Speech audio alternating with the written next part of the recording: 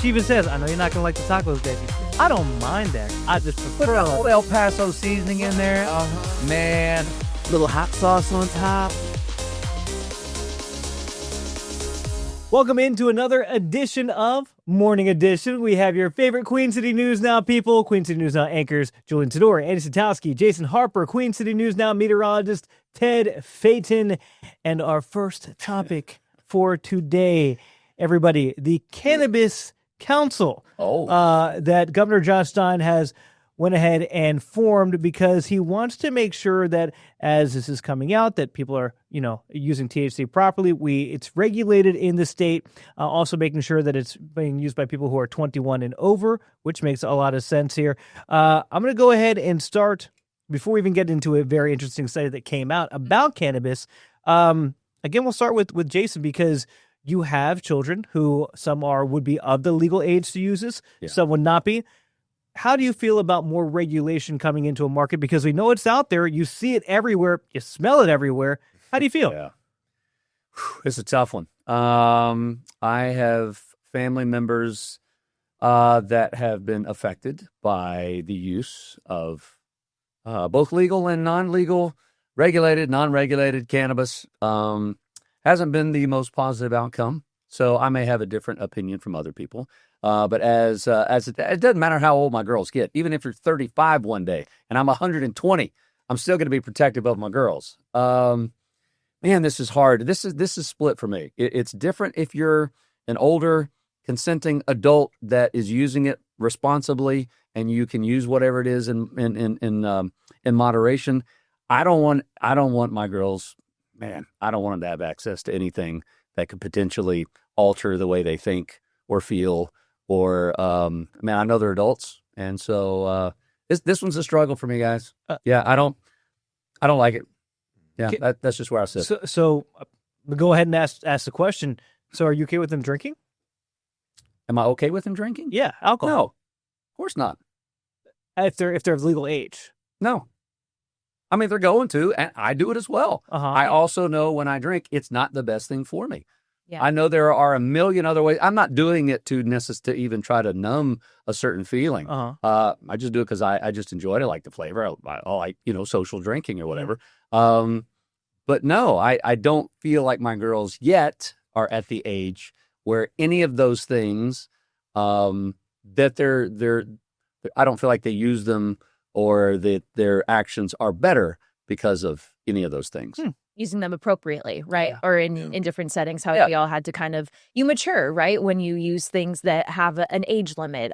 Right. There's smoking. We obviously know that smoking has detrimental impacts on health. I'm talking about tobacco here. But I think the conversation about legalizing marijuana medicinally, it hasn't really gone that far in North Carolina. So I'm interested to see what this legislation would look like and how it is perceived amongst lawmakers when there can't really be any progress towards just limiting it for a certain group of people, what that would look like broadening it out.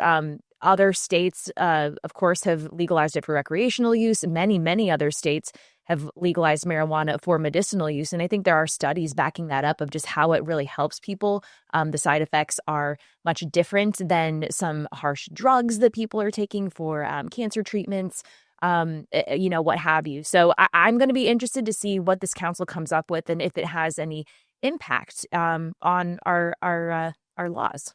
I want to focus on one of the reasons behind this, what Governor Stein mentions of the wild, wild west, because I agree with Jason in terms of it could impact different people. Not everyone has the same maturity level when it comes to using these substances. But to your point, Julian, the use is there. The arrival of marijuana is already in the schools. It's in the adolescents, and it's out there, but it's not regulated. So unfortunately, I think what the dangerous side of this is where are they getting it from? Who's paying attention to it? I know with fentanyl being an issue these days, putting more regulation on this, putting a structure around it, just like alcohol, whether you agree with alcohol consumption or not, there's at least some governmental oversight on it. And I think introducing that governmental oversight, putting an age limit on it, helping folks have more of a responsible introduction to the substance might reshape the way they view it. So I think with that motivation in mind, I'd be interested to see how that goes and how that pushes forward in North Carolina. I think that's my stance on it is, regardless of how you feel about whether or not people should be using or not using, that's a whole separate thing. But we see all of these now, I guess, dispensaries. And they're not real dispensaries if you go to see like California or Colorado, where this is regulated. The state has a say in it. These are Delta 8 or Delta 9 things, and who knows what's in there. Right. If they're going to be out there and the legislature has already made that decision, then I want it regulated because I want to know. I mean, it's like getting something from a gas station, right? I don't know if you guys trust any of the medicine they sell at a gas station. I wouldn't trust the medicine from a gas station. So if you're going to sell it, then at least make sure it's regulated that way. Okay, I may not like it, but the people that are consuming it, at least I know that it's not going to kill them, right? Mm-hmm. So that's my thing. So I agree with that too. Yeah. 100%. So we'll see how far that goes. This is a conversation that literally comes up every year for the General Assembly. So yeah, we'll see if they make any headway in the way that they want to. So speaking of use, because this is something else that came up today, there's a new study out showing an increase in marijuana use among people in the baby boomer generation. Okay, this is from the NYU School of Global Public Health. It's not a huge number. The survey found 7% of adults 65 and older admitting to smoking marijuana in the past month. It also found that 7%, that compares to just under 5% when the same poll was taken in 2021. So 4 years ago, but going back 20 years ago, okay, not even 1% of baby boomers said they use cannabis. May I remind you, this is the same generation that had Woodstock. Not 1%? Not 1%? I have a theory about this. But we're talking about the generation that, to your point, went through Woodstock. Yeah. The 60s and the 70s when all of that was free flowing and free love and all of that good stuff. Yeah. But boomers are now retired, right? They're 65 and older. They have kids who are in their 30s? I mean, even older, maybe, depending on what age you had kids. And now they're retired. They don't have responsibilities other than just being retired. So maybe they're dabbling a little bit more like, hey, husband, wife, remember the days when we used to just put Jimi Hendrix on and Exactly. Yep. So maybe, 20 years ago, they still had kids at home. They still had, people to keep track of, things to do and be responsible for. And now they're kind of like, what else do we have? I mean, like, let's have fun.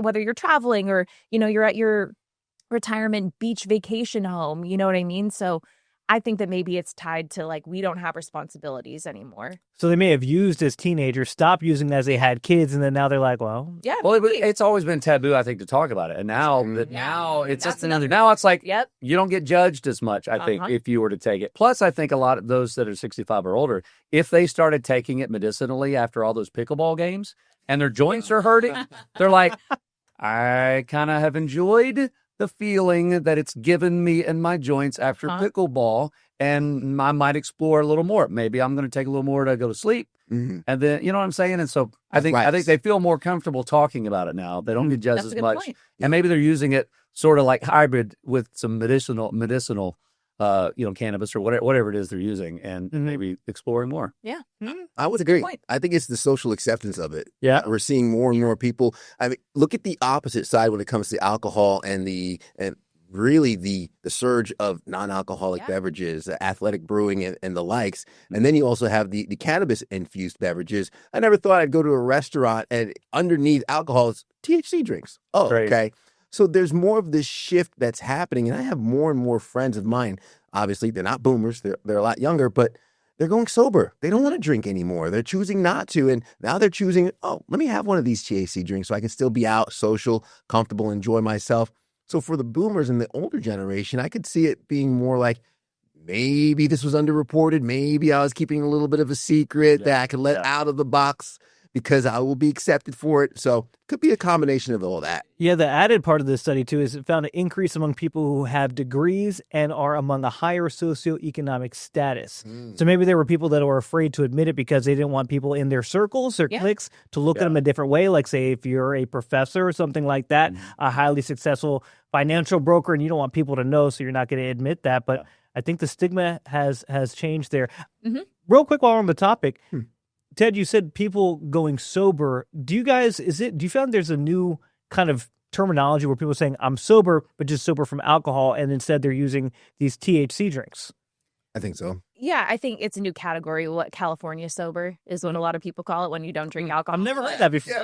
Well, I just dropped a new term on it. Yeah. California sober, because California, of course, leading the way with legal marijuana. Yeah, you don't drink alcohol, but you still have the mind altering or behavioral, depending on who you are, effects of marijuana. It's still altering something, so you're not entirely sober, but you're just not drinking alcohol. There you go. I would be more concerned, like if you're trying to make the switch of being, I guess, clearer mentally speaking when you go out and you're doing non-alcoholic drinks. If you choose to do the THC infused drinks, does that stay in your system longer than alcohol? Like if, let's say you get a random drug test the next day at work, you've chosen to stop drinking alcohol, but you started doing the infused stuff. That's a good I don't know what level or percent is in a drink, but if you have 2 of those, you don't even feel a buzz, but yet it's in your system for 2 to 3 days.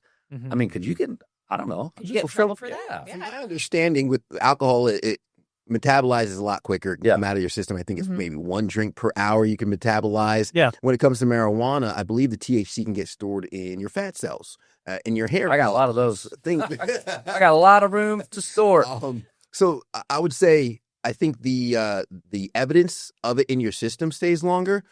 From friends of mine and just talking to people, from my understanding, there's less of the immediate impacts afterwards. For example, you can indulge in 2 or 3 THC drinks in a night or whatnot, and then you're still up, you're aware, you're good the next day. Where some people going away from the alcohol, they're tired of being groggy the next day, the hangover, the loss of productivity. So I think they want their cake and eat it too, right? Yeah. You want to have a good time if you're at a happy hour enjoying some time with friends, but you don't want to have to pay for it the next day. Well, I mean, the thing is, too, we were talking about it. Jason and I were out, and Ted, you joined us. We were at one of the breweries. I'm not going to name names. All of them have these infused drinks now, but there's no disclaimer on the menu, right? And Jason was talking about if you get drug tested, right, and say you're in an accident in a company vehicle, right? We have a policy if you're in an accident in a company vehicle, boom, you're drug tested. You may not even know. It's like, well, I thought I was just having a non-alcoholic beverage with my friends, and now I'm in danger of losing my jobs. I feel like it's so new that maybe there needs to be more of a disclaimer. People may not know what they're doing and everything that comes with it, right? Yeah. Reminds me of that story, came out of Long Island, New York, of a lady, a bus driver, who lost her job because she was drinking while driving. Turned out they were the alcoholic seltzers. It was her roommates. She didn't know those were alcoholic. She just thought it was a seltzer drink. And because of her condition at the time, she couldn't even taste the alcohol in it. So that was a whole to-do. But to your point, Julian, is sometimes the label could be too small and it looks like a soda, looks like a can, looks like a normal drink that you order under non-alcoholic. You think you're good. Maybe not. So maybe there's going to be some growing pains in finding this new world that we live in. Or you know that you're having a THC drink, you just don't know that it's going to stay in your system for long enough that when you do something the next day, it's still in my system. I'm not feeling it anymore. I just had one drink yesterday at the brewery. Wild, wild west, guys. It is. Okay. All right. Let's wrap up this. We're going to squeeze in a quick break here on Morning Edition. When we come back, talking about boomers and how they spend their money and whether or not they're leaving off inheritance. Think about that as we squeeze in a quick break. We'll be right back with more Morning Edition on the other side of this. All right, welcome back into Morning Editions. We're talking about everything and anything. And the stuff we always run out of time to talk about on the show, this is the perfect platform for us to be able to talk about. So this, guys, was an interesting topic that our chief business correspondent, Taylor Young, brought to our attention on the show this week. She was saying that there's new data coming out that shows the boomer generation, those 60, 65 and older, are choosing to not pass their inheritance down to their kids. Either they're hanging on to it in case they have medical needs, right? Whatever the rest of their lifespan happens to be. Or they're like, you know what?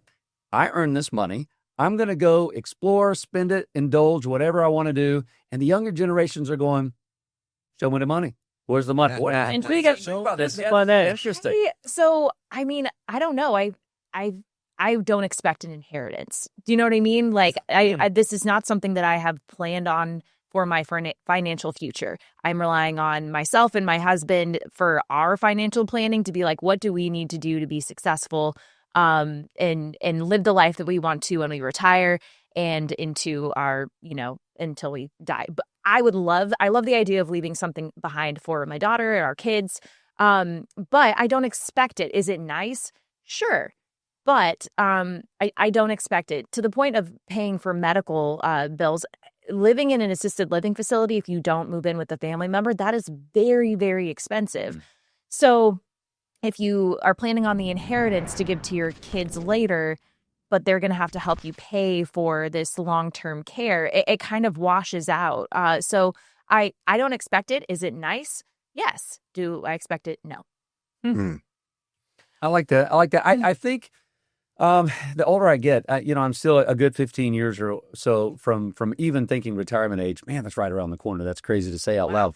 But I feel like there's three things. All right, as an adult, this is again just this my opinion, and sort of in this order as far as finances in the later years of my life. Okay, it's plan and save for those unexpected medical emergencies, the end of life care, whatever that looks like, whether that is an assisted living place, whether it's once I die, those funeral arrangements so that kids and other family don't have to fight over it and don't have it's all sort of paid for, locked in an account. There it is. No one has to deal with it, right? So there's one. Once that's taken care of, okay, the next amount of money, maybe that is a percentage in my head that me and my wife have already said, hey, we would like to be able to give our kids X amount, whatever that is. Save. Put that's level 2, and now that's kind of locked in there.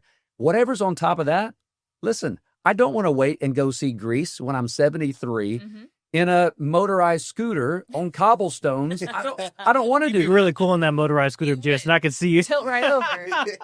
I mean, I'm going to be looking good in Europe doing on my little scooter. So there are some things. Yeah, I don't want to be selfish and say I don't want to leave anything to my kids. I still want to enjoy life, whatever that is. But I do feel like I think every generation should leave something. Doesn't have to be a lot to the next generation. I think that is part of our responsibility as parents. It doesn't have to be a lot. Yeah. But I think, Annie, like what you said, no kid should ever expect it.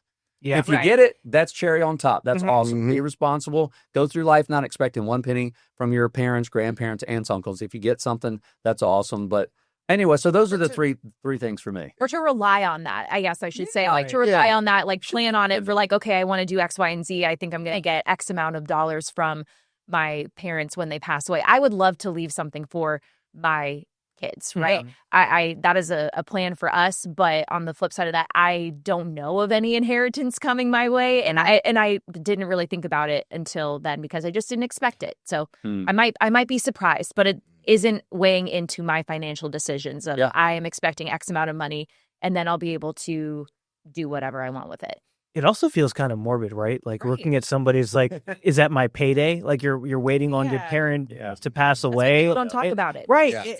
Yeah. And so here's the tough thing too, though, because we mentioned I don't expect an inheritance, but we came across a situation with my grandma where we needed end of life care, and we had to tap into what she was planning to leave behind for the grandkids and my dad. And it was a really sticky situation because you don't talk about it. And it came back to bite our family in the tail that we hadn't talked about it more because we didn't know what she had set aside for medical care. And they're really tough conversations because nobody really wants to have it. It's like, hey, what do we do when you're about to die? What are we going to do after you die? What do your funeral plans look like? And they're conversations that need to be had. But for full transparency, she had, and people who have watched the show know that she passed away. She had dementia. And so it cost a lot of money to have in-home care for her. And it's just not an expense that people think about. It's tens of thousands of dollars. So when you're thinking about, I'm leaving about this little bit, the tough part too is as a kid, my dad had to go through this is like, well, how do I respect what you want to leave behind for your children and your grandchildren? But also I want to take care of you. Right. And that's like, I don't even know if there's a right answer, but that's the tough things that people have to talk about. I think should we talk about it more? Yes, I think absolutely. so. You hit the nail on the head. Have the death plan, right? Listen, I don't plan on leaving this earth anytime soon. I already have my affairs in order because now I have a daughter. I have someone who will be inheriting whatever is left. And that's kind of what I see as an inheritance, right? It's whatever is left. And when we speak of inheritance, it's not just money. My daughter's inheriting all of my bad traits. Unfortunately, I didn't mean to give it to her, but she's also going to inherit the good traits. You're welcome, baby. But when it comes to inheritance, I see it as what is left. So number one, I agree. Don't expect it. If you're someone who's looking up, waiting on your payday, that's not cool. You don't expect it. Don't wait for it. Now, from the parent's perspective, I think the trend was called die with zero, right? So it's more of the indulge and enjoy your money, which you deserve to do. You worked your whole life earning your money. Choose what you want to do with it. But I think we've all even expressed the want and the desire to take care of our children, to leave something behind and give them something. So I think that's natural, right? We want to set our kids up for success. We want to help them enter the world, be prepared for anything that can happen. And even in our absence, we hope that we can take care of them as we leave. So I see it as what is left behind when your days are done. If you have the intention on doing something for your kids, great. If not, you want to enjoy your money, great. But have the conversation, have the death plan, identify what you're going to do when that day comes, and don't wait until you're about to retire, until you're in your 60s and 70s, because knock on wood, I don't plan on leaving anytime soon, but tomorrow's not promised, and neither is that inheritance. So plan ahead. There you go. Yeah, have the conversation. That's the best inheritance to leave, is the plan for the end of your life. Mm-hmm. So if in your head you're thinking, I'm going to leave $100,000 to each kid, or whatever, just throwing a number out there, go ahead and take that chunk of money. Get your end of life plan figured out. Like my dad made a 3-ring binder. Now he's a prepper. He's an emergency preparedness guy. I mean, maybe you don't go that extreme, right? Ted loves it already. Yeah. But you know what I'm saying though? Me and my sister going through that, is it a fun conversation? No, it's not. It's a little uncomfortable. But you know what? No matter where in the timeline, it's going to be uncomfortable. Yeah. Mm-hmm. And so if I'm the parent and I want to give my kids the most peace, like that's the best inheritance to give them. Mm-hmm. It's not a dollar amount, it's peace. Instructions. And clearly yes. And so in order to give them the most peace when I pass, what does that look like? It's not a dollar sign. It's having the affairs in order that you already figured it out. So, Jason, would you ever have your daughters pitch plans, what they would do with the inheritance, and then decide based on the plans who gets what? You know what? Like a Shark Tank style? It's like, here for that reason, I'm out. That's it. You know what? That's exactly right. I'm out. Amazing. I'm out. You get nothing. Business plan. You get nothing but bad habits. All right, on that note, we're going to squeeze in one final break. When we come back, we'll wrap up episode of Morning Edition. We'll be right back. Welcome back to Morning Edition. We are talking about something that we all really enjoy, and that's tacos. We talk about tacos, or just food in general, on the show during commercial breaks so often. And so we were posed the question, what is a normal taco? We were talking about maybe these tacos that is more Tex-Mex, right, that we see in the United States, or more authentic tacos. Like a street taco? Like what you would get from an authentic Mexican restaurant. Okay. I prefer the authentic tacos, and I don't know. I got real confused about what we call normal tacos. I understand you call them Tex-Mex and authentic, and I choose authentic every time. Tacos El Pastor is my favorite.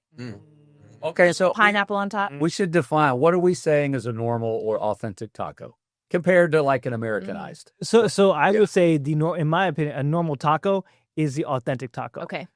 That's a flour or corn tortilla. Soft? Yeah. Soft, Soft, tiny ones there. Not the crunchy hard shell. Crunchy hard shell, it's an Americanized taco. That's not normal taco. You got to specify. Okay. If you're saying we're going for tacos, I'm thinking we're getting authentic tacos, not hard shell. That's my take on it. Yeah. I'm all al pastor, the soft corn, authentic. That's the way to go. Mm-hmm. And don't they have the little cabbage that you put on top too? Yeah. You can go cabbage, Yeah. sauces and all that stuff, onions and they're like, but it doesn't come with cheese, right? No. Doesn't come with cheese. Jason, what's your normal taco? All right, normal for me doesn't mean favorite, but it's crunchy taco, ground beef, meat, cheese, that kind of thing. Like you go to Taco Bell or most restaurants, and here's why I say that, because if you just say, hey, I want 2 tacos, that's how they're going to bring them out to you. There's always like a different section that says street tacos or something like that. And so to me, they're even classifying, it's probably because they know most of the people coming have the American idea of the taco in their head. Fair. I don't know. That's fair. I don't discriminate. I like them all. We cook tacos every single week. And because I don't have the skills of making authentic tacos, we're doing the ground beef, the hard shells, the soft shells and stuff. I know you're shaking your head. It's my wife. But She even says, "I know you're not gonna like the tacos, baby. I don't mind that. I just Put prefer." a old El Paso seasoning in there. Uh-huh. Man, Little hot sauce on top. Those are still good. They have their place, but if you're going out for Mexican food, Mhm. you got to get the authentic tacos. I agree. Here's my challenge for y'all. My new one, because I've been getting at the taco truck, and I'm gonna go ahead and get them on because they're my team today, Jason. Who grew in with normal tacos? Ooh. Go ahead and one of try. these things is not like the other. Oh, it's okay, Jason. Go ahead and try either cabeza, Mm. okay, or the cheek Okay. There you go. Wait, what? The cheek A meat. cheek meat The taco? cheek meat taco. That's my challenge. Am I gonna come back and slap you? You probably will because it's that good. It is that. Exactly. Cheek meat. I know you like Tacos. cheek meat taco. It's got to be really tender. A little cheeky. All right. Oh, come on. Take those glasses off and shut this down. All right. We're done. We're going to sign off for another episode of Morning Edition. If you miss us on here, you can catch us Monday through Friday, 4 to 10 a.m. We'll catch you next time on Morning Edition.